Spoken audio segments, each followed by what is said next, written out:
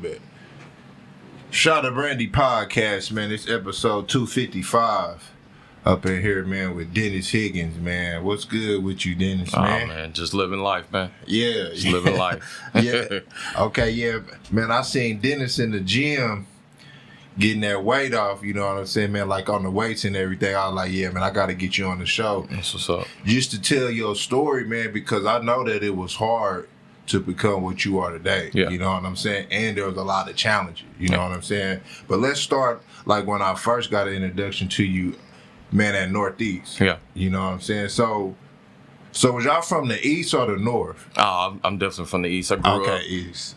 Okay. Okay. Grew up on 40th and Prospect. You know what I'm saying? Well, actually, I'm sorry, 45th and Prospect. We got a fire station on 40th. That's why I'm getting confused. But, okay. Yeah. 1521 Northeast 45th. Grew up in Park Estates all my life, man. Okay, all your life. Around the time that I was in high school, my mom got remarried. We moved over to Forest Park. My step pops had a little bread. So okay, yeah. That's when we got the pool and the acres and everything. But the majority of my growing up, Park Estates. Okay, man. So how was that? Like, what would you describe yourself like as a kid? You know what I'm saying? Man, to come from that to be here, you know what I'm saying? It's a blessing, man. I attribute my mom. Okay. One thing she used to always say, we live in the ghetto, but we ain't ghetto. Okay. You know what I mean? Nah, for real, though. we going to act like you we got gotta have some that sense. mindset, right? Yeah. The people that lived around because the East was no joke back then. Yeah. I'm talking about, like, the East was no joke. Like big like in the 90s and shit, you know what I'm saying? Like, hey, man, it was rough. But both my grandparents was on the East side. Yeah. My aunts, uncles, all that. So, any chance I got it, that's why it was so important for me to serve my community, just because I've been in my community for so long. Okay, right. Okay, so you never got caught up in the streets, though. No. You know what I'm saying? Because you always present yourself as a professional, like, shit, even back then, though. So, you know what I'm saying? My mom and dad got divorced when I was really young, so my mom just knew to keep me and my brother as busy as possible. And her way of keeping us busy as possible is we played sports. Mm-hmm. So year-round, football, baseball, basketball. Baseball is what I became the best at. It's what I started. But that's what we did, man. A lot of travel ball. Okay, right. We always, at the end of the day, we had some type of practice we got to go to. Yeah. So you played baseball too? Yeah. Oh, you did? I played 2 years in college. Nice? I was nice. Wait a minute. What? You played 2 years in college for baseball? Mm-hmm. Oh, okay. Damn. So you was an all sport? I played football, basketball, and baseball. I broke my jaw, and that was kind of the end for football. Okay. Off a hit? I actually broke my jaw playing baseball. Oh, okay, you did. Got hit with the ball and broke it in 3 spots. Okay, she had to be going for shit at least 90 to break a jaw. We was going in our freshman year, so boys was throwing that thing. Okay, right. Going to still third, got picked off, ran back to second. The pitcher came, hit me in the side, and broke it. Broke it right here. I was wired shut for 10 weeks. Oh, 10 weeks. Dropped a bust ton of weight. Was on a liquid diet. Going into my freshman year high school, doctor was just like, this is probably it for football. Oh, okay. And because you can, if you get hit again, it's broke again. Yeah. Oh, okay, right. And it was such a bad break. So I kind of did it football. I played basketball for like 2, maybe 3 years. Oh, you did? In high school. And then my dad kind of had a conversation with me one time. He was like, man, you 6'0". Basketball's probably not where we going. Oh, okay. So at that time, we focused in on baseball. I've been playing baseball. That was my first love. That's what I do. Oh, okay. Man, at what position do you think? In high school? Yeah. Man, growing up, I played everything. I was what they would call a utility fielder. You could put me anywhere. And now, when I got in college, I was outfield. They were hitting that ball too hard. Okay, so did you get to college? What were they coming out to scout you? Not as much because I played city ball. My dad lived in Guthrie. I should have went to Guthrie. I should have went and played baseball in Guthrie. Oh, you think so? But I had so many friends at Northeast. Right. You couldn't pull me away from my boys, so. Exactly. Okay. So what was the Northeast experience for you? You know what I'm saying? Because I got Northeast people on here, but what was the Northeast experience for you, dog? Man. It looked, okay. So, man, so what was you, like 2004? Okay, yeah. You what class? And I'm '05, so Okay. I was coming up there for ROMs. ROMs, you know. You know what I'm saying? Like, it looked fun as hell. Yeah. But y'all had a lot of work, too, though. You know what I'm saying? Like, it looked fun, but then the work at home didn't look fun, though. Yeah, they used to send us home with them summer packets. I'm telling you. Dog, I'm not gonna lie. I seen it. I used to rip off. I used to stick then half of it and rip off the back end, throw it away, and then get the other half to my mom, because that's all I would do, bro. We used to have to read them books. Dog, it was horrible. That part of it was terrible. Okay. But looking back today, I don't mind working. Okay, especially when it comes to schoolwork, bro. I'm 10 times the better student that I am today than I was in college, than I was in high school. Okay, but I think that just got me okay with doing extra work. I'll go the extra mile. I'll do stuff that other people ain't doing. Okay. Just to get ahead. And that's what they instilled in y'all? I think indirectly, yeah. Okay, indirectly. Because you got to think in the summer, you know, what type of discipline you got to go do some math problems while everybody at the pool. Okay, right. I'm talking about hooping all day back in the day. You know what I'm saying? I come in, my mom be like, you better go in there and do some of that work. Damn, read some pages, do something. Yeah. But Northeast, man, I still hang out with the same people. Okay, right. My boy Garland. Okay. Marcus Pugh. Yeah. Aaron Russell, we still meet up. We go on trips together. Still talk to the same kind of group of girls. Right. You know. Okay, Lynette, so was KT, Dorian, Diana, all them. Okay.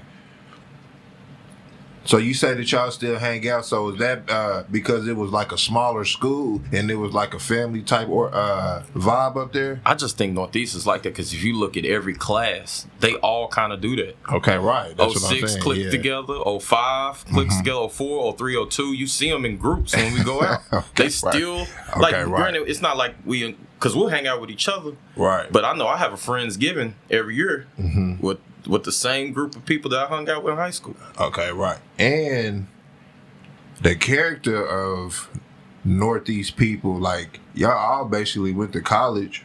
Yeah. You know what I'm saying? Yeah. Y'all all come off smart. You know what I'm saying? Right. Okay, so then you graduated in 04. Yeah. Okay, so then how did you get the scholarship to play baseball? Yeah, baseball. Travel ball. Okay, travel ball. Because I was putting up. What team was you on? I played with Rhymes, Midwest City Stars. Oh, okay. When we was younger, Rhymes kind of gravitated toward basketball, so he dipped off. But man, I played with a couple cats. Like I remember playing with C.J. Henry. You know, because he went pro out of high school. Right. I don't know if you know J.R. Moore. He went to Carl Albert. Okay. Marcus Allen went to Carl Albert. And y'all was on the same team? Yeah. Okay. We had a hell of a Lamar Carter was on our team. Okay, damn. Millwood. Yeah, shit. But it's like an all-star baseball team, man. You had to try out for this thing. Okay, right. Right. So probably that combination of that. My hitting coach. So with CJ playing, there's a lot of scouts coming, and with all this talent, like was there scouts that seen you? With me personally, CJ was being scouted just because he went to a big time school and he was that dude. Okay, right? He went pro out of high school, right? So he's on a different level than any of us ever was.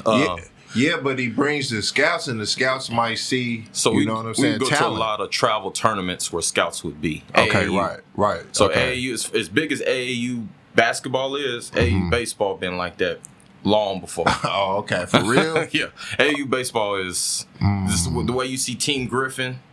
Okay, team, right. Whatever. So the team that I ran with was Joe Carter team. Okay. Joe Carter's he went to Millwood. Yeah. Played for the Blue Jays. Won some World Series. He's Lamar Carter's uncle.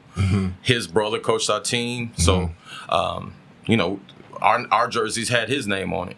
Okay, right. And so we'd go to these tournaments. You could see how I got my little scholarship was just kind of shopping myself, like going to different tryouts. Okay, right. Going to hitting different things, just letting myself be seen. Going the extra mile though. Yeah. Okay, so then school, then they liked you. So what school was this? SNU. Oh, SNU. Yeah, okay. I went to SNU. Like I said, if I'd went to a bigger high school, I probably would have got a bigger office, but I just wanted to play ball. Okay, so how was Northeast baseball team? So we didn't have a baseball team. Oh, yeah, right. We had to play for Classen. Oh, okay. So, man. So you had to go to Classen every day after school? Every day.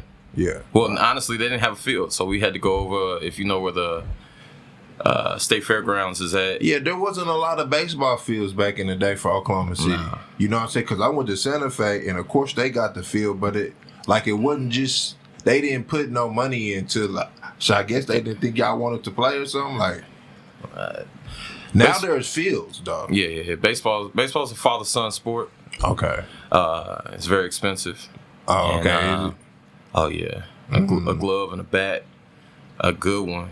A bat is $350. Damn. Glove $250. $300. You can't play catch with yourself. Right. It's not like a basketball and a goal. Okay. Where you can just go do this. You can go out there and put in hours by yourself. Can't put in baseball by yourself. So because it's a father-son sport and the father-son dynamic in the black community isn't probably where it should be. Okay. If we're being real. Okay. It's just kind of why it fell off. I think it's booming now. Well, that's a good point that you make, though. Yeah, it is. You know what I'm saying? Because it is now that I think about it, like every time I see a baseball player, he's with his daddy. Yeah, he's with his daddy. Somebody got to pitch to you. And his daddy is training him hard as hell, too. It's a father-son sport, man. That's just how it go.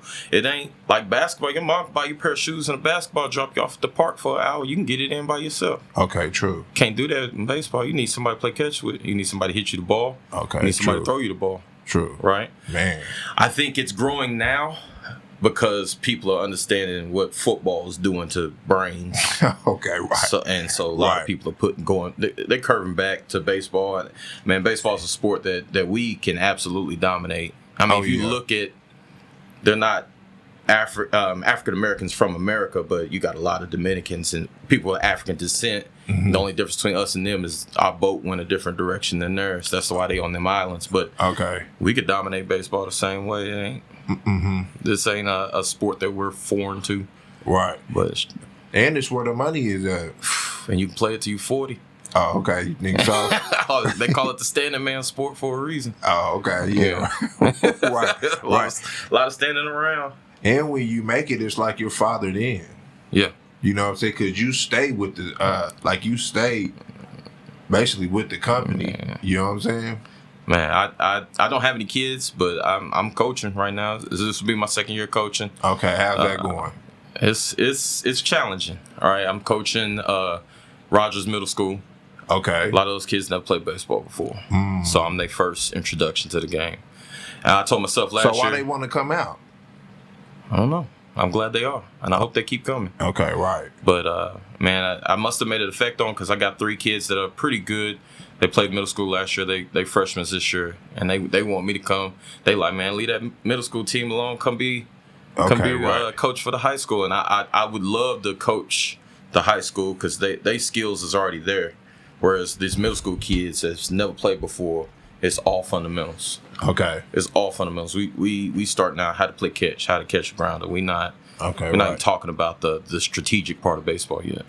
Yeah, man, but how you got trained back then in the day, they really don't train like that no more. Man, my dad started us out early. So okay, right. You started playing baseball, T-ball like 5. We started 3. We were playing with 5-year-olds. So when I was 5, my brother was 3. Okay. My brother played with me. Oh, he did? Damn. Okay. And so don't let Chris fool you. Chris played basketball in college. Chris is 10 times better baseball player than he is basketball player. Seriously? He just took a liking. Damn, that's we did crazy. Baseball first. Okay. And then as we got older, we was like, hey, we want to try this. Okay. So then we started basketball. Then we got a little older and was like, hey, I want to play football. So then we were playing all 3. But at the basis of it, we played baseball first. My dad was a big baseball guy, and I just started out playing baseball. Right. Okay, man, so now you a coach. Man, but how was your college experience started? Like, was you nice? I was good. I was really good. So was your teammates nice? Nice to me, no. Okay. I didn't have the best experience. Man, I grew up playing. Okay, it was a different experience in college. Man, I just went from a team like where I told you some of my teammates, majority of them African American. Okay. When I went to SNU, it was like 3 of us on there, and I just kind of struggled with the dynamics of the team. Oh, you did? I didn't have the best coach, man. There's a lot of racist stuff going on. Oh, yeah. And I just wasn't accustomed to it. I was younger, probably a little more like hot-headed, not so calm. Okay. And What age is this? I'm a freshman, so like 18. I'm 18, 19. Okay, 18, 19. Fresh out of Northeast, it's all black. Okay, and... It wasn't all black because you got to think I went to Classen too. But by the time I graduated high school, so Northeast had a team when I left because of what we did.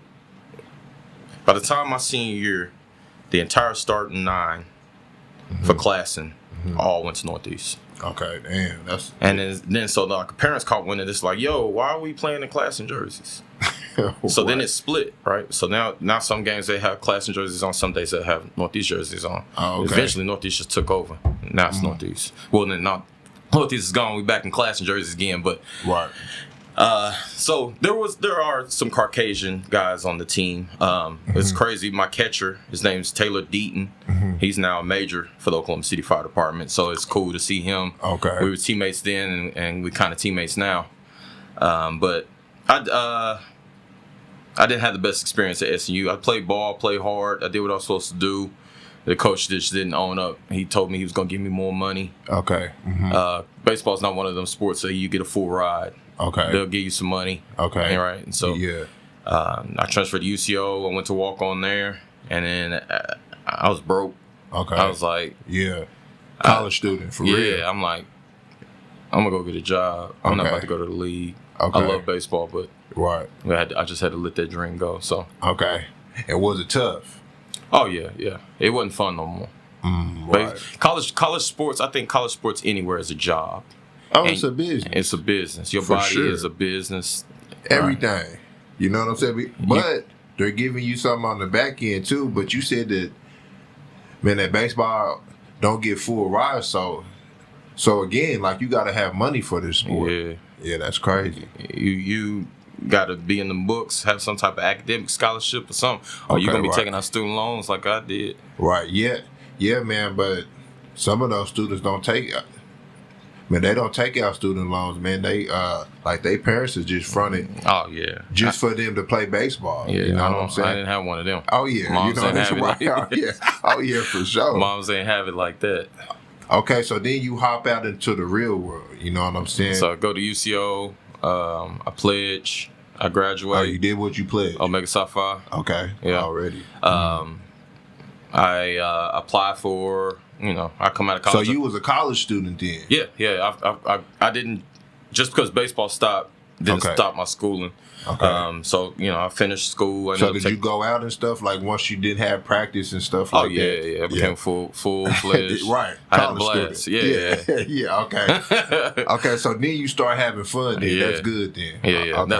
That's when I pledged. That's when I became part of my fraternity and all that good stuff. Graduated with my bachelor's. Okay, so did they teach you the community service stuff that you got now? Like, once you pledged and stuff like that? Because I do a lot in the community. Yeah. I wouldn't say teach. It's just kind of like, this is what we do. We have 14 mandated programs that we do every year. Okay. And so those programs get done. Okay. Right? And so it's just part of you. You basically pledge your life to service to your community. Okay, right. So it is part of me. It just naturally comes. It's kind of like with the fifth quarter. Okay. All right. And so our main goal is to get as many people that look like me hired onto the fire department. Okay. So how many years did you work in corporate world, man, before you became... 7 years. Oh, 7 years? Yeah, I wasn't supposed to be there that long. Oh, you wasn't? So what was your goal? The fire department. Oh, it was? Yes, sir. Okay, so what age did you say this, though? That I wanted to be a fireman? Yeah, because if you're a baseball player all your life, when did you want to become a fireman? So around the time that I graduated, like most people that graduate, I don't know what to do. Okay. There's a guy that went to my church by the name of Anderson Andrews. So did you ever think about it in college? No. You never once thought about it as firefighter? No. Okay, right. I wish somebody would have had a conversation with me because I'd have never took out student loans. Okay. I wouldn't. Yeah, but you need a degree to be a fireman. You don't. Oh, you don't. You need a valid driver's license and a GED. That is it. This is the best kept secret in Oklahoma. I swear to God. And this is not information that is shared with our community, and that's why we're here. I have Man, my student loan payment more than my mortgage for my house. Granted, I did buy my house at a perfect time for a perfect price. Okay. And so I got a low mortgage. Okay. But the amount I pay in student loans is crazy. Okay, right. And to know what I know now, I could go get this job right out of high school. The fire department will pay for me to go to college. There was no reason why I should have these student loans and be doing the job that I do and like it as much as I do. I don't take away from my college experience, but I do know there's better ways, right? And so my job is to go out here and educate my community as much as possible so they don't make some of the same mistakes that I made. But to finish what I was saying, a guy named Anderson Andrews. Okay. He was the... he went to your church, you said? He went to my church. Okay. He was the head Secret Service agent in Oklahoma. Secret Service for who? Like the Secret Service that protects the president. Okay. Right. So there's a branch in every state, right? Okay. If the president comes into this to this state, they protect them. Anybody who's important, they protect them. They are also in charge of identity theft, so they investigate all identity thefts, internet crime type stuff. Okay, damn. So he introduces me to the Secret Service. So did he look normal? He looked like yeah, he got bald head, clean shaven. He looked like a military guy if you seen him. Oh, okay, yeah. But he wasn't in his suit and stuff like that, was he? I mean, when I met him, he's at church, so yeah, he be having suits on and stuff. But like when I went to go talk to this man, he was at work. Oh, okay. He had a suit on and all that. Oh, Secret Service. He's the head of it. He ain't protecting nobody no more. He's just in charge. Damn. So he brings me in. He shows me this video of the Secret Service and all this cool stuff. They send you off to Virginia for 36 weeks. You come back, you basically like a killing machine, right? They teach you evasive drive and all this stuff. So I'm like, boom, I want to be a part of the Secret Service because I've always been a guy that want to work with my hands. I've never wanted to sit behind a desk. He like, well, we don't hire people right out of college. So he gives me a list of all these different jobs. And it was like cop, cop, cop, cop. It was just a bunch of different types of cops. At the very end, it said fire department. This is like jobs that they pick people from. Yeah, but why did he say this to you? Because I needed to get one of those jobs. Work there for a little bit. Okay. And then I can apply for the Secret Service. Okay. So he thought that you was a good look for the Secret Service. Yeah. Yeah. Okay, right. So that was the initial plan. Okay. And then so I talked to a couple of guys that were firemen. There was a chief that went to my church, a lieutenant that went to my church. I hollered at them too. After I compiled about 3 different conversations with people, I'm like, man, that sounds like a really good job. Okay. So then I started my journey on to becoming a fireman. It just took me a while. That's why I said I was at this job for 7 years. I put in 6 applications. For what? The fire department. So you can only put in 1 application a year. So if you put an application, you don't get picked. So the first year of your corporate job, I was applying to be a fireman. Okay. So that's when they put the bug in your ear and gave you all the information. The first year out of okay, man, that's a good look. So I just needed. I went and got this job with this medical company called 180 Medical. I was selling catheters. Good job, just not for me. I didn't love it. I hated it every time I go to work. Okay. Just because I was sitting behind a desk, man, and it just wasn't me. I'm too active for that. Okay. And so I applied for the fire department. I got a no. I went back to work. I just waited for them to open up the application process again. Put in another one. Right. Put in another one. Put in another one. Right. And finally, I was like, all right, I got to do something different. So then I went to. So did you have the references from your church, and they were still saying no? Yeah.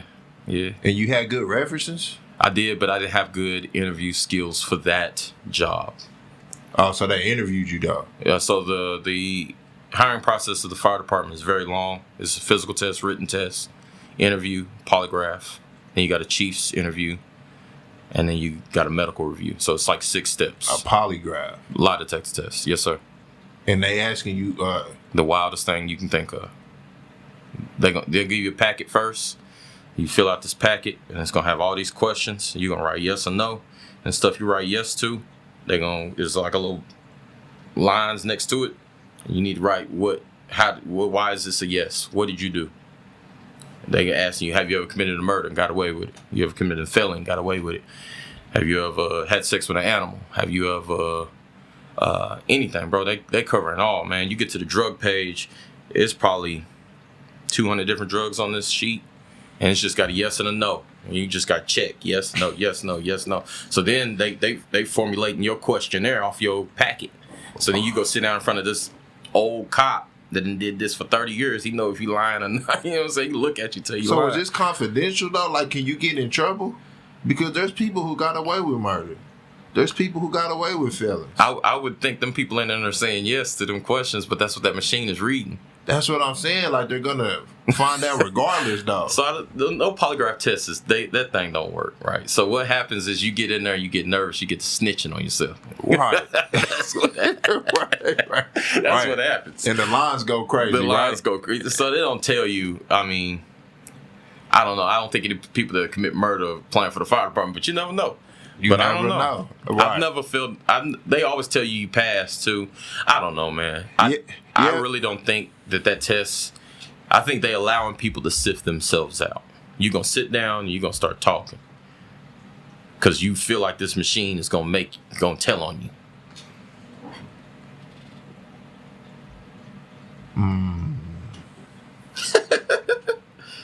That's crazy. Yeah. That's crazy. That process took me a while. I ran in. I was bumping my head. I'm like, man, what am I doing wrong? Mm-hmm. Right. So the fire department will pay for your EMT certification. Right. Everybody on the fire department is at least an EMT at the base level. And then you have paramedics. I'm also a paramedic as well, but I got my paramedic once I got on. So it just helped me out with the interview process while I'm working at this place called 180 Medical. Okay, right. I go to school at night. I'm getting my EMT. Okay. So I get my EMT. So you got to get the EMT. You don't have to. Oh, you don't? So why'd you want to? To make me more employable, right? So now, this is during the application when you're getting denied? Yeah. Oh, okay. So in I got denied, and I'm like, so you came back with a better resume. Yeah, I was like, let me go throw something on this resume and make me look better. So I got my EMT. Okay. So now when I sit down for my interview, I'm like, hey, you don't even got to pay for me to get my EMT. I already did it on my own. Oh, okay, you also got to take a chance because you have 1 year to get your EMT. If you don't get your EMT, they will fire you.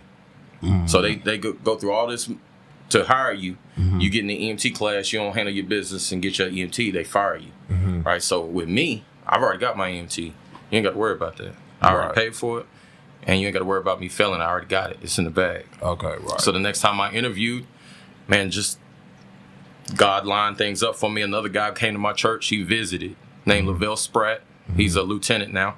I actually work with him. I have worked with him since I promoted. I don't work with him anymore, but he introduced me to fifth quarter. Okay. So then the fifth quarter had a couple of older black firemen in it. Mm-hmm. Brought me in, taught me some interview skills, told me what to say, what not to say, what they looking for, what words to say to make them, he been talking to somebody. Man, after I met them people, I got hired. Okay, right. Okay, so how long has the fifth quarter been around? 40 years or so. Oh, 40 years. Okay. So what did they see? They didn't see too many of us, so they wanted to create this group? Yeah. So we didn't, I don't even think we hired the first 12. I think we're hired in 64. Okay. So they hired the first 12 African American. I don't think it started then. I want to say the fifth quarter probably started somewhere around the 80s. Oh, okay, the 80s. And it used to be a big deal. Man, and then like somewhere around the early 2000s, maybe the 90s, our numbers started dipping really bad. And the fifth quarter just revamped back up. So when I first got hired, it was like 40 African Americans on. Okay. Right. Then 25 of the 40 something had 25 years plus, so they could retire at any moment. And so our new Chief Kelly's done a really good job, and his the administrative team has done a really good job of finding qualified African Americans to hire onto the job. So you've seen a big boom of African American firefighters here lately, and that's what we want. That's what we want.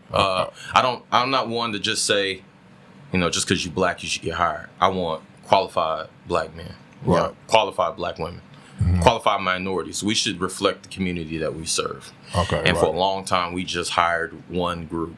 Okay. It was mainly Caucasian men. Right. So then you get on, And you're you're an actual firefighter, right? So you get hired, and you go into what's called a fire academy. It's kind of like boot camp for the military. Okay. And so that's where I was telling you before we got started. I actually had a heart attack. Oh, you did? Yeah, well, not heart attack, heart failure. Oh, you did? Yes, sir. During the academy. So it was tough? Oh, yeah. Yeah, you running, 8-10 miles a day. That's just get going. That's just 8-10 miles a day. 8 to 10, sometimes 3, sometimes 5, sometimes 12. Just whoever running, whatever they feel like. They just shoot off running. This first thing in the morning. This before we do anything. Flagpole, start running.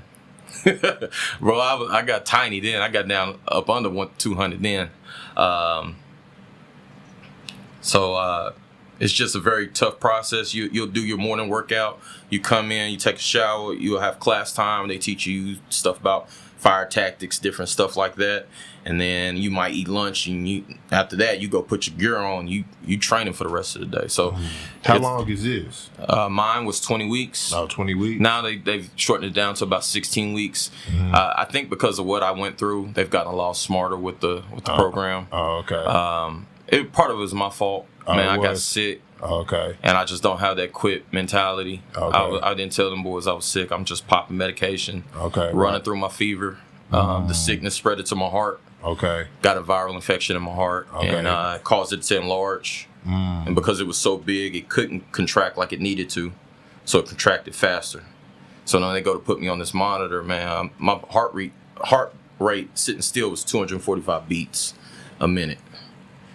That's at a sprint, your heart rate's probably 180. So my heart rate is going so fast. And they had to shock me. I'm wide awake. They shocked me. Man, but you jumped? Oh, yeah, lit me up.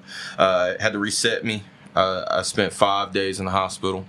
Had to reset you? What that mean? So, they gave me different medications to try to slow my heart rate down. It wouldn't do it. So they shocked me.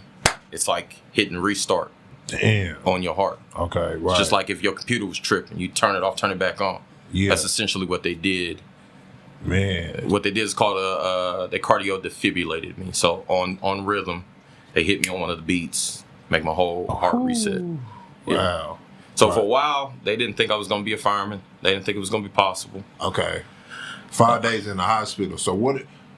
So they call you and say, "Hey man, I think you should just chill out," or what? Oh man, I had a visit from all the big chiefs in my room. They all came. They almost killed a recruit. They was gonna be in trouble. They was getting ready to be in trouble. They almost killed a recruit. So I had a lot of visits. Well, just pushing y'all so hard.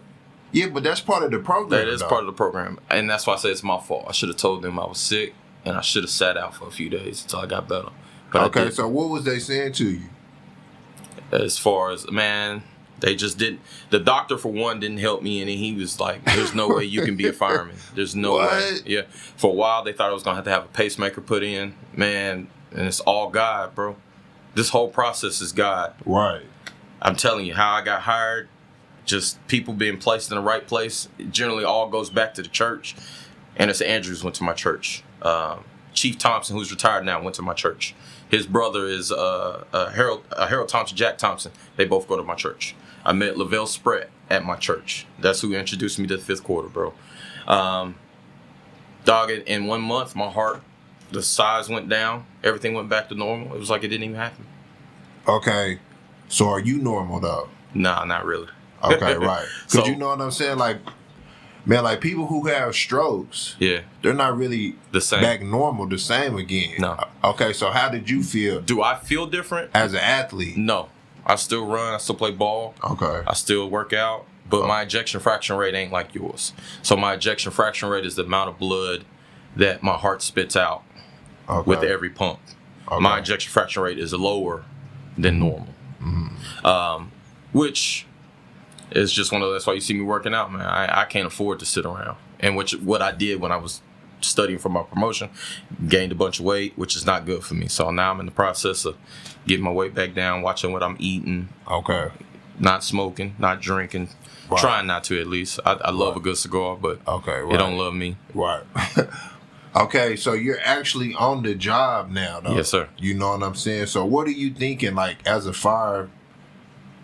You know what I'm saying? Like, what's the day-to-day, like, when you first started as a rookie? A lot of busting your ass, man. You real? like, so it's like you the grunt. Okay. You the lowest on totem pole. You the first one to the station. You the last one to go to sleep. You doing all the cleaning. You doing everything. You don't sit down. You don't take naps. You don't watch TV. You got too much to learn. Okay. You can never train too hard for a job that can kill you. So you behind. You behind. You know nothing. Okay, right. Even if you grew up with a lot of guys, we call them legacies. Mm-hmm. Their dad and grandpas were firemen. They know quite a bit, but they still don't know nothing. Okay, right. So I mean, you're in charge of cleaning. So when we first get to the station, we clean, we check everything every morning.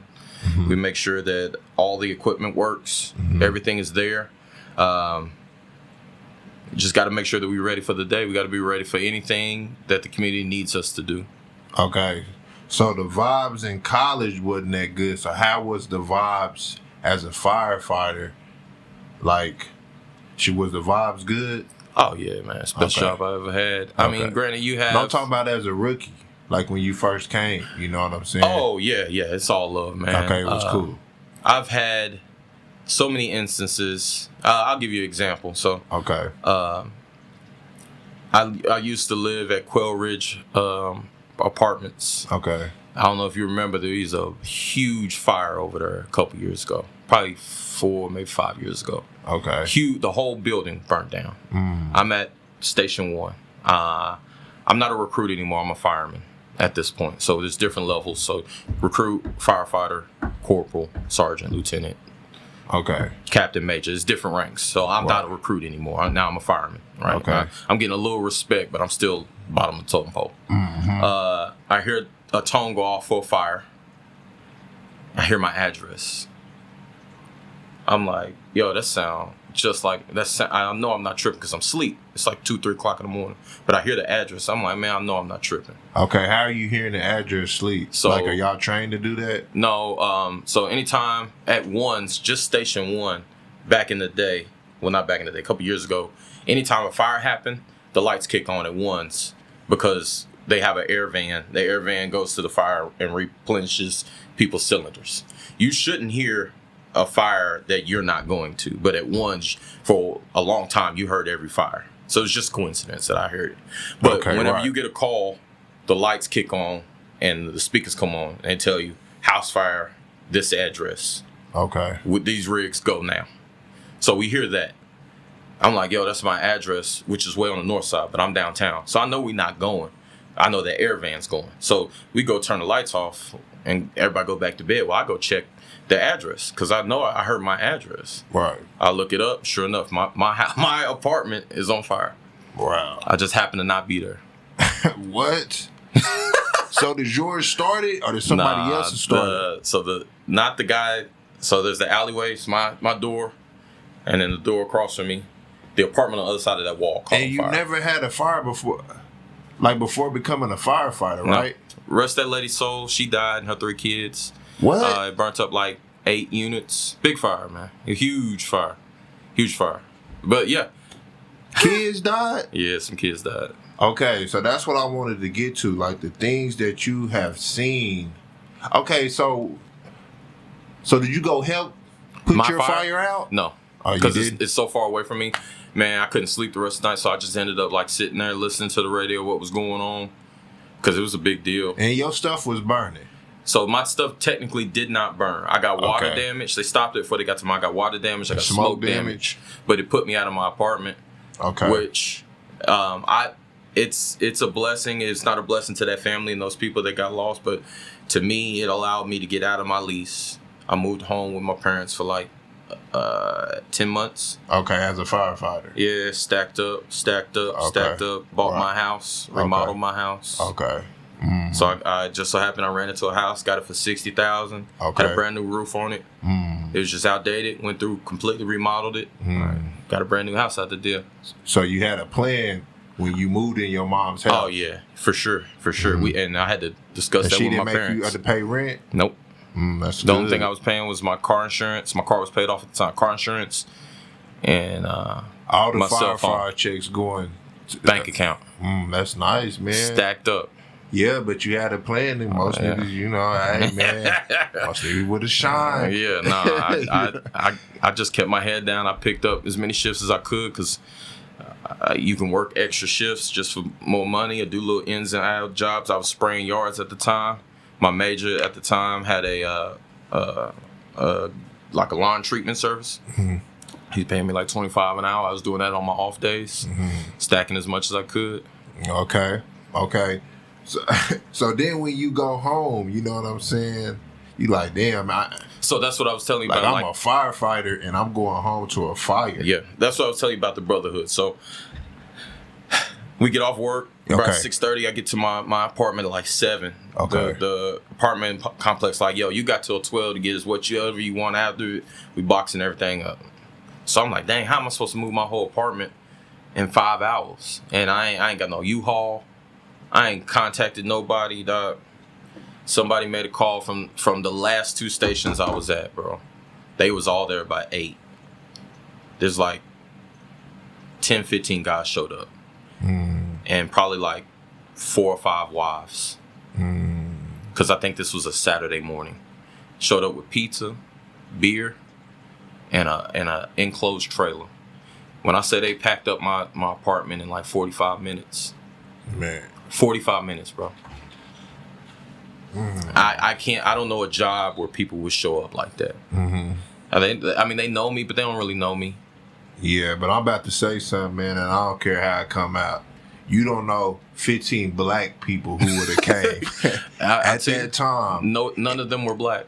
I know. So that's what I'm saying. Like, yeah. you don't know, you know, but that's just us, though. You know what I'm saying? But at the time, though, there wasn't a whole lot of black people on. You're right, because I'm still younger. So now, but you know, black people though is what I'm saying. I do. I would say, and you was in a crisis that you need done. Yeah, it wouldn't have got done like that. I'm just telling you the truth. Yeah. You know what I'm saying? So that is real brotherhood. Oh, that for sure.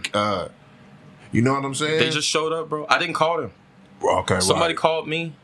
They asked me, like, because they knew that like people walked through. You know what I'm saying? The chief knew, our head chief, well, he was second in command. Chief walked through my apartment. Okay. He looking around, like, I got firefighter stuff on the wall. They like, oh, dang, it's a firefighter's apartment. They come and find out it was mine. That's crazy. They calling me like, man, you can't catch a break. You done had a heart attack. Right. You done, your apartment done burned down. Dog, they just showed up, packed my stuff up so quick. The man's trailer that I use, his name's Sean Hoskins. We call him Hochi. If Hochi see this, shout out to Hochi. He didn't even like charge me nothing, bro. This is an enclosed trailer that he they go across country riding bikes. Okay. So he'll pull the bikes to get to wherever they're at, like kind of like South Carolina had that bike week or whatever. They'll go to that. So they'll pack up 10 bikes. So he just uses it. He's like, man, I'm not using this trailer right now. He parked the trailer on his property. Okay, damn, man, with all your stuff in all my stuff in it. I had a company called Blackman Mooring. Blackman something. I'm sorry. But man, they came, stuck a machine in that little trailer, ran it for 2 days straight. It sucked out all the smoke, saved all my stuff. Because most of the time you got to throw that stuff away because smoke damage will kill you. No, they saved it, bro. What? My couches, my TVs, my clothes. It didn't have no smoke. None. That's crazy. So did you know about that company? No. They heard that the fireman's apartment caught on fire, yada, yada, yada. Oh, okay. But he rolled up on me at the same time that they was packing my stuff up. Like, here's my car. Whenever you get it all in that trailer, give me a call. I'll make sure all that stuff is good. Damn, that's crazy. I don't even know how much that cost, bro. They did that for free. Right. Okay, damn. So that was your introduction. Like, okay, yeah, man, this is real. Yeah, I can fuck with these people. Okay, right. I can fuck with these people. Yeah, man. We laugh about it. I see people all the time. Yeah, hey, man, you remember when we packed up your whole apartment? That's crazy. Okay, so what are you seeing on the job, though? Because I hear that it's tough being a firefighter, though. You know what I'm saying? Because you see some gruesome stuff. Yeah, I see some stuff, bro. Yeah, you know what I'm saying? It's, man, I tell people all the time, like, I believe that. Because I just had a wreck, right? and the firefighters come to the scene, but there was nobody hurt. So I can just imagine a bad wreck, bro. Like seeing that, bro. Like, how is that? I say all the time, I believe God put me on this earth to do this job. Oh, for real? Because it does not.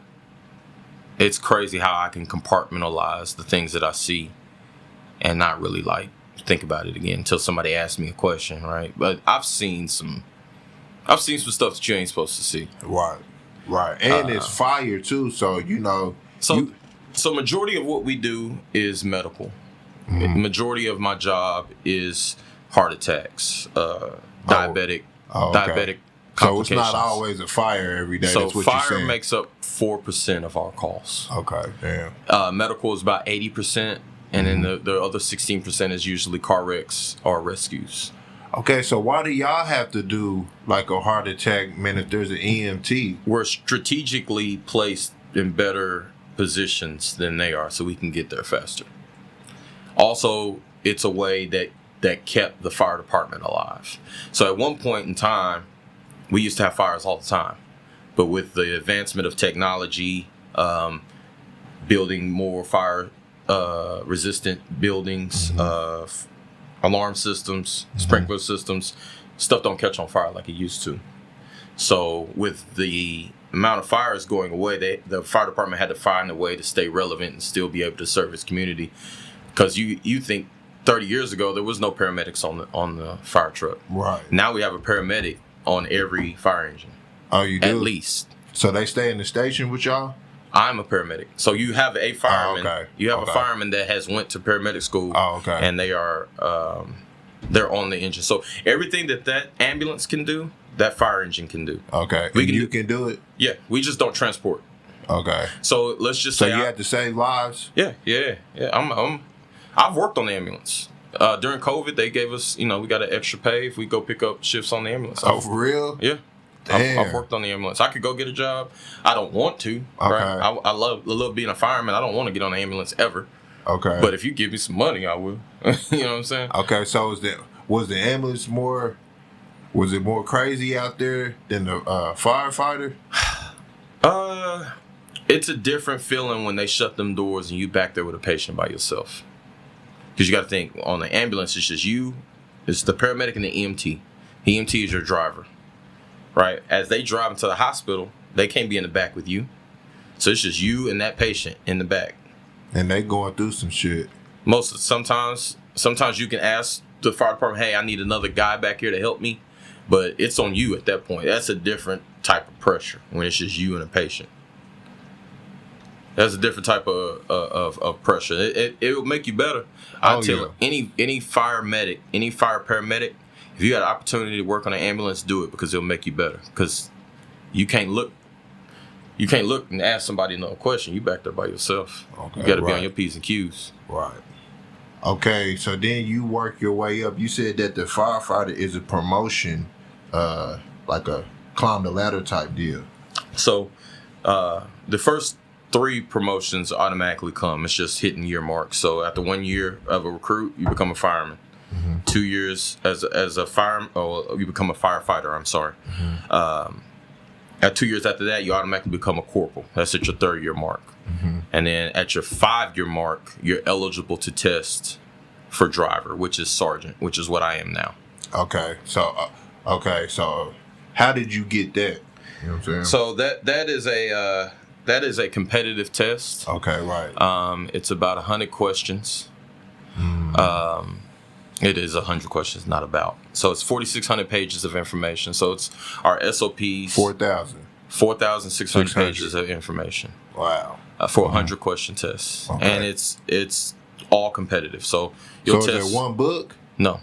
So it's about 6 books. 5 actual hardback books, and then another binder of your SOPs, which is standard operating procedures of the job, and that's about 1,800 pages. But inside of that are books as well. The Oklahoma driver's manual is in that. You have to study that bad boy. Man, you just have to know everything. So you study for this test for about a year and a half. I started at my 4-year mark. So did you study for a year? I studied for almost 2 years. Oh, you did? Because I took 2 different tests. So the first test I took was in March. March of last year. Okay. No, I'm sorry. March the year before that. March 2022. Yeah. Okay. Because I took that test in March. They promoted the top 25. I was number 26. I missed it by one. I just went right back to studying. And then I took another test again in December. This December that just passed. Okay. And I made it on that. I was number 10. Okay, you was number 10. Okay, damn. So they promote the top 25. You test with about anywhere from 250, 300 different people. Okay. Then what? Then, so top 25 makes what's called a promotional list. Okay. As people retire, they pluck off that list. Okay. So that's why that the order of that list is important. Okay, right. Because number one gets the first spot. Okay, damn. And you need people to either promote out of driver spots or you need them to retire. Mm-hmm. So right now my list is at like 15. Mm-hmm. So there's still another 10 people on that list sitting waiting on their promotion. Okay, right. They took the test, they made it. Yeah. Right, but they bread's still the same. They still a corporal right now. Okay, right. Until they actually get they get the note. Somebody call, hey, such and such retired. This is where you're going. You got your promotion. Okay. So you had to change stations once you got promoted? Yes, sir. You did? So I was at Station 20, and I kind of went there to study. So around the time people get that 5-year mark and your chiefs know that you want to promote, they'll move you from a busier station to a slower station, just so in your free time you can have time to like read and study and all that. So I was over on Station 20, which is one of the slower stations in the city. It's on Southwest 29th and Council. Okay. Right down the street from like Western Heights. Okay. Very industrial area, not a lot of calls. I promoted, now I'm at Station 9, which is Southwest 29th and Penn. Okay. Extremely busy. Oh, it is? My last shift there, we made 22 calls. 22 times. People, man, we made like 6 calls after 10 p.m. A lot of middle of the night stuff. Yeah, so it's always something. It's always kicking. Okay, so that's where that's where you're at now? That's where I'm at right now. Okay, and you're ahead of that right now. What do you mean? Like the promotion you got, like, what does that rank you at that station? I'm a sergeant at this station. Okay, so it's a sergeant over the whole thing? No, sir. Okay. No, sir. So I'm basically second in command. Okay. So I have a major.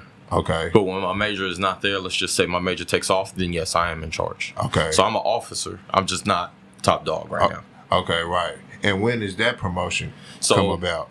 Kind of like I told you, time mark. So you test for sergeant, you make sergeant, and in 1 year you automatically become a lieutenant. Oh, you do? Yeah. Damn. But then you're a lieutenant for 2 years. Okay. And you got to take another test. Oh, another test. For captain. Okay, for captain, right. Then you're a captain for 2 years. Mm-hmm. And then you become a major. Okay. And then usually when time you get a major, you got your own station. It's yours. Right. It's like your house. You run it. So you'll be eligible. A major before 50. Before age 50. God willing.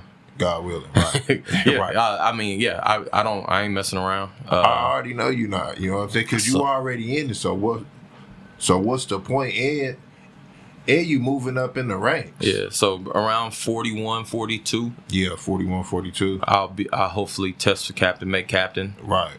I'll be a major before 45. Okay, right. I plan on working till about 55. Okay, yeah. So if it's in the clouds, yeah. Hopefully I make chief. That's really what that's the goal. Right. I'm gonna climb as high as this thing's gonna take me. Okay, so chief is higher than the captain. So captain, then major, and then chief. Chief's like top dog. So we got like 5 different ranks of chief. Oh, okay, right. So we got a district chief, battalion chief, deputy chief, assistant chief, and then top dog, the fire chief. Right. So are you still working fires? When you become chief? No, right now. Oh yeah. Okay, right. Because it's too busy for you not to, right? Man, it's just all mixed in. Okay, right. Like the other day, first thing in the morning, that big old fire, I'm sure everybody saw all over the news. I was on that deal. Oh, you was? The hotel fire over by Crossroads Mall? Yeah. That was first thing in the morning. That was 7 a.m. From about 7 to 10:30, we out there fighting the fire. Right. After the fire's out, you pack up your stuff, you go back to the station, you get back in service, Yeah. Your next call might be a stroke. Right. Might be another fire. Okay, right. That happens too. Right. Right. You got to be on go. You got to be ready for whenever somebody call. You pick up the phone, call 911 outside of like somebody's robbing me. Yeah. The fire department's coming. Okay, right. Unless it's just strictly police matter. But even in that case, let's just say it is a police matter. Police get there and they get into an altercation with the subject or whatever, and they beat him up, or the cop gets beat up. Somebody gets beat up. Right. They calling us. You know what I'm saying? Because we need them checked out before they go to the hospital. Okay, right. Damn. You pick up the phone, call 911. For the most part, we coming. Okay, right. So we got to be prepared for everything because we don't got nobody to call. Okay, right. We got to handle it. There ain't no emergency where I take that back. I made a guy that we had to call out. It was a situation where we couldn't handle it. Okay. We had to call out a doctor from OU, and they had to come out and do some stuff. Okay, damn, it was that real. Yeah, it that one was pretty extreme. That was probably one of the most extreme stuffs I've ever seen. But Ew. yeah, then we had a trauma medic come out, a trauma doctor, like a physician, like a emergency surgery, Right. to like free a person from a machine. Right. Yeah. And they screaming. Nah, we put them. They got put to sleep. Doctor came with all the medication. Okay. They put them. Yeah, to but sleep before the doctor, they was in pain. Oh yeah. I mean, we carry pain meds, but not like. So y'all be going to warehouses and stuff like that. Like if something happened in a warehouse. Yeah, somebody get caught like a conveyor belt, something like that. Yeah, you know. Yeah. Okay. Damn. Okay. We doing all. Like I said, man. Anything. You pick up the phone, call any type of emergency. Right. We coming. Okay. Right. That's us. Oh yeah. Oh yeah. Okay, so now that you became, you know what I'm saying, like in your promotion, so do you drive yet? Yeah. Okay. So that's what I promoted to. I am a so driver. do you need a CDL for the truck? You don't. So technically, it is considered a CDL, but you don't go through. I always wondered that. You don't go through the same things as a CDL. Because I believe in a CDL, they shifting, right? Oh, okay. Yeah. We don't shift. Okay. But it's technically classified under a CDL. So we have our own what's called AOA, Apparatus Operations Academy. Okay. Which involves, driving, backing, parking, but it also involves pumping water to the fire. Oh, okay, right. So when we pump to a fire, it ain't just like turning on a water hose and water comes out, right? Yeah. So when you the same transmission that drives the wheels, we flip that over to our pump, and it drives the water. Okay, right. So each line on the fire engine requires a different pressure, based on how long the line is, how big the line is. So there's friction loss. Basically, what I'm saying, there's a math problem with every time you pump a hose, because you got to factor in how long that hose is, the friction loss. Okay. So when you go to this academy, you're learning all of that. Right. You're learning all that. Damn. And you got to be on point because it's a fire, so you got to do all the math. You the most quick. You the most important part. Oh, okay. Because if they go in there and they ain't got water, they in trouble. You know what I mean? So that's my job now. My job as a driver.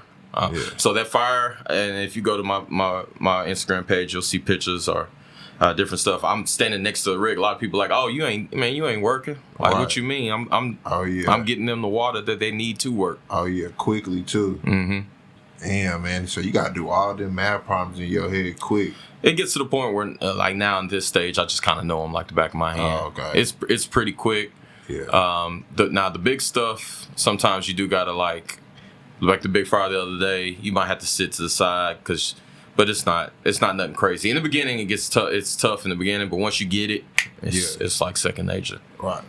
Man, so how fast does a fire truck go? 68 miles an hour. 68. It's government. It's got a governor on there. They don't let us get too busy on that thing. Yeah, seeing faster just with the sirens, huh? Yeah. Right. I mean, I swing that thing, boy. I move. When I'm driving, we getting there. Yeah. But so, you got to be careful when you're doing that too. Oh, hell yeah. If you hit somebody, you're in trouble. Okay, yeah, you in trouble because you already know that they gonna try to sue and everything. We are allowed to violate the laws of traffic, which means we can park opposite ways. Yeah. We can drive down the wrong side. We can go through lights. Okay. But we're also supposed to drive with due regard. Oh yeah, which means for the public safety. Yeah, so we can. And people sometimes don't hear y'all. You know, they got the music. Nobody hears us. Okay, people do not stop. Okay, well, oh, damn. If you ever wonder why a fire truck with its lights and sirens on comes to an intersection and stops, oh yeah, it's because we can't just go flying. Even if the light's green, oh yeah, right? We know we can go, but I'm still looking. Oh right, because that truck is so heavy, right? On average, it's probably in between 45,000 to 55,000 pounds. Okay, right. Damn. And if you ever drove in a big truck like that, you already know how it don't stop. So not on the dime. Right. So you say pounds, like what you mean, tons? No. 45,000 pounds. Okay, 55,000 pounds. Okay, 55,000. So probably like 27 tons or so. Oh, okay. Depending on what rig it is and how much water's on it. So our smallest engine carries 500 gallons of water. Okay.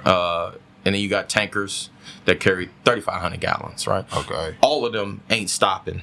Right. You get in front of that thing, you're gonna die. And so we know that. We had a driver earlier this year hit a lady and killed her. She ran a stop sign, and he, I know that guy. I feel bad for him, and it wasn't his fault at all. There's nothing he could do. She just pulled out in front of him. He's going down the street. This ain't even an intersection. Okay, she just pulled out in front of him, got hit. So y'all got cameras on the truck? We don't, but they're coming. Because of these types of things. Okay, right. So did he get in trouble for that? No, but there was video footage. Okay. He was cleared of any wrongdoing. Okay, right. But just as a driver, as an individual, somebody that's supposed to be taking care of the public, we hate when that happens. Oh, yeah, for sure. So that's why you drive very defensively. So you see a lot of tragedies, basically. You know, like stuff that's not supposed to happen that accidentally happened. Yeah. Yeah, you know what I'm saying? When people call us, it's absolutely their worst day. Okay. I can think of maybe one time that I went and it was actually like a happy thing. And that was I delivered a kid a couple years ago. Okay, yeah. He was lost. That was pretty dope. No, delivered a baby. Oh, you did? Yeah. Like I said. Yeah, with your EMT skills. I'm a paramedic. So you delivered it like you seen it? Yeah, I caught the baby. And you don't even got kids, so that was like your first time seeing it, right? Well, while you're in school, they send you to the OB clinic for a day. So I saw like three. The OB clinic for like the OB part of the hospital. So like you're in the I'm in the room when this lady's like I go ask permission. Hey, I'm a student. I'm with OSU. Okay. And they let you? Yeah. Damn. I'm a medic. The patient let you? Yeah. I got to go ask her. That's crazy. Say, hey, do you mind? I'm not going to touch anything. I'm just going to be in the back of the room observing. Oh, okay. So you're not on... I'm not doing anything. I'm not doing anything. I'm in school at the moment. Yeah, but you're seeing the private parts and everything. Yeah, I'm watching. I'm looking over the doctor's shoulder. Right. Oh, that's crazy. Because all this training is crazy too, though. Yeah. You know what I'm saying? Yeah, it's man, like I said, never in a million years I thought I'd be in the medical profession. I'm a paramedic. Okay, right. It's crazy. Yeah. Never in a million years. Like, well, if you'd have told me this in college, I'd have laughed at you. Okay, right. And then here I am, trying to figure out when I can go get my RN. Because the program that I went through at OSU OKC was such an accredited. So you about to be a registered nurse? A registered nurse. Because my paramedic program, because of the schooling was so much, I can do a crossover program. Because paramedics and nurses kind of mimic each other. They do around the same things. Right. Paramedic is more emergency medicine. Whereas, like, I can intubate people. I can do tracheotomies. I can dart people. Deflate lungs. If you have a collapsed lung. Where nurses can't do that. Nurses more medicine based. They do a lot of calculations with medications. But we're similar. Right. You can do this crossover program in 1 year and be an RN. Damn. So your side job is about to be hella bank. Because you said that you was doing the spraying.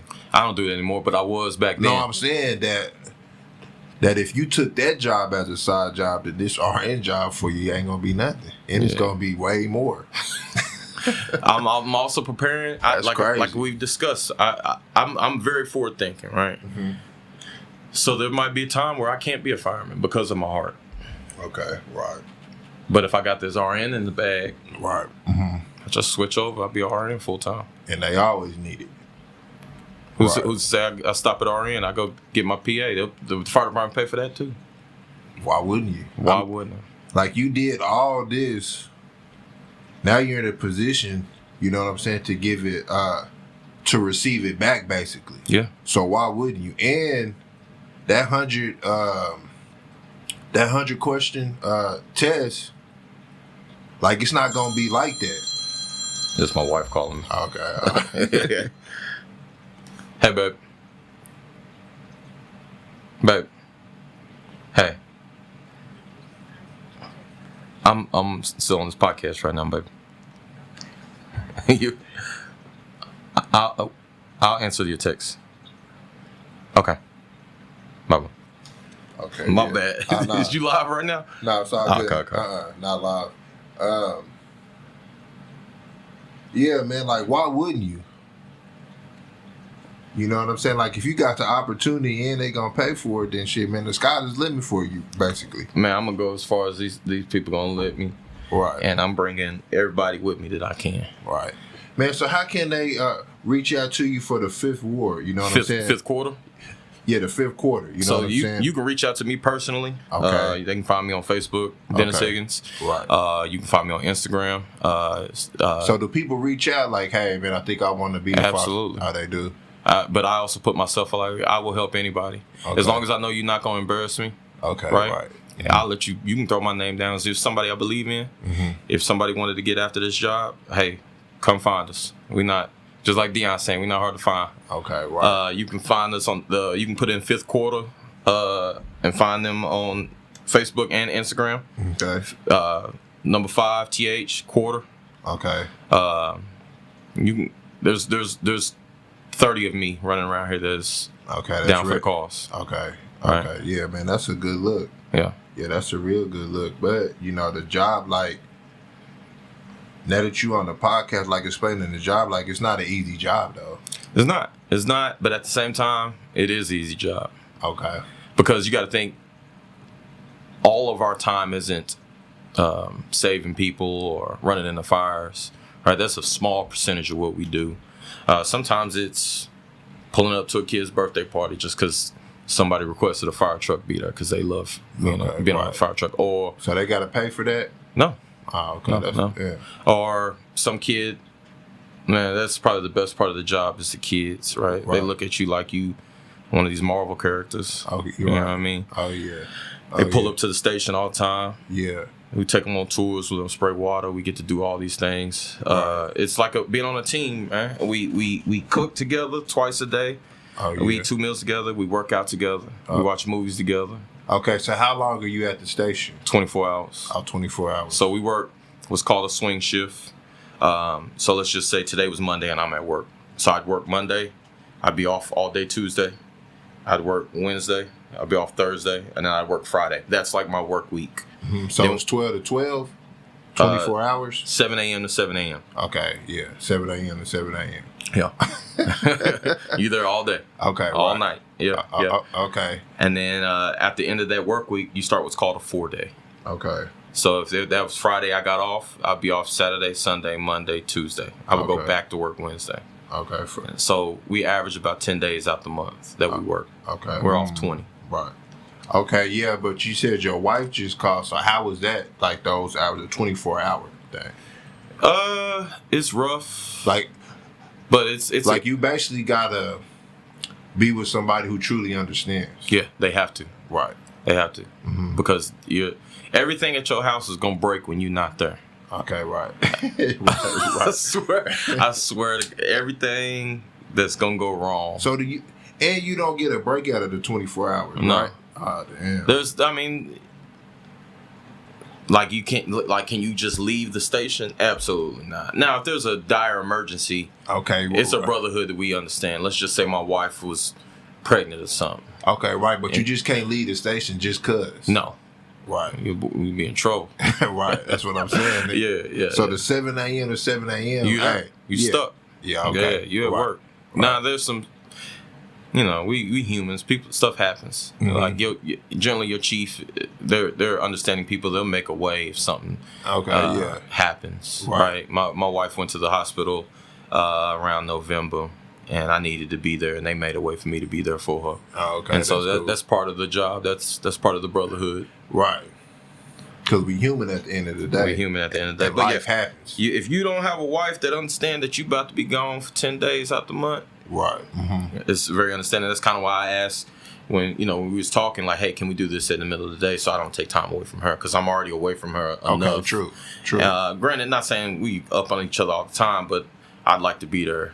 Yeah. If I can knock this out while she's still at work, right, I'll knock it out while she's at work. And that's how I try to do all my right.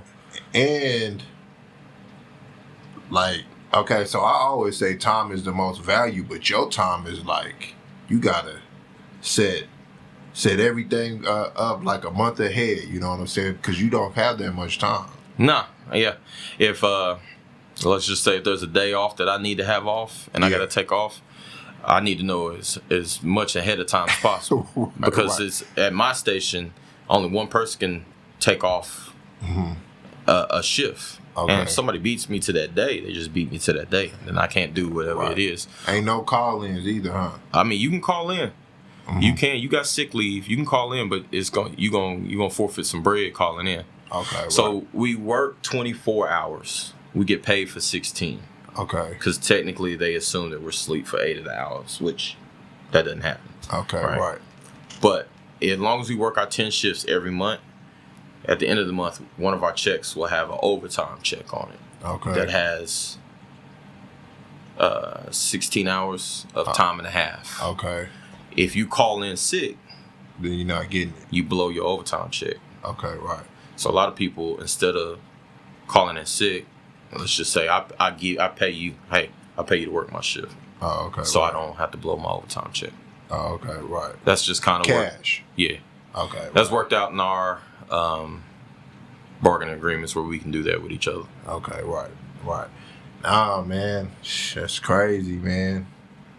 It's a crazy story for where you was as an athlete up until now, and now you're still thinking to better your career. You know what I'm saying? With all these certifications that you could still get in all these, and all the going up the ladder and the promotion. You know what I'm saying? So it's just sky's the limit for you, man. Sky's the limit. I'm trying to bring, like I said, as many people with me as I can. I feel like the generation before us dropped the ball because there's not a lot of us that knew about this. No. Nobody grabbed me when I was a senior in high school and was like, hey, man, you ever thought about being a fireman? Okay, right. Because then I wouldn't be however many $1,000s of debt of student loans that I am. Yeah, but it's going to pay off, dog. You know what I'm saying? Like, you'll pay that off and you'll look back and know that it was worth it. You know what I'm saying? Because once you are in, then shit, you could just, that's going to be... Hey, man. Yeah. Nah, man, I appreciate you coming out on the podcast, man. I appreciate your time, man. And congratulations to everything that you endured, you know what I'm saying, and your promotion. Because shit, hey, man, you almost lost your life during training to even get here, dog. That's even crazy. You know what I'm saying? I appreciate it, man. Nah, man, I appreciate it. Thank you for having me. Oh, yeah. And you said that they can contact you directly, right? Okay. So my Instagram is Earl_Chapo 1911. Earl's my middle name. Okay, Earl's your middle name, yeah. I just took the E and the L on Earl instead of El Chapo. It's Earl Chapo. Y'all can contact me directly if you have any questions about being a fireman. You know anybody that wants to be a fireman. Okay. Brother, cousin, sister, right? Because we do have 2 African-American females on. One of them actually is my cousin, April Garrett. Okay. Same grandparents. I grew up with her, right? So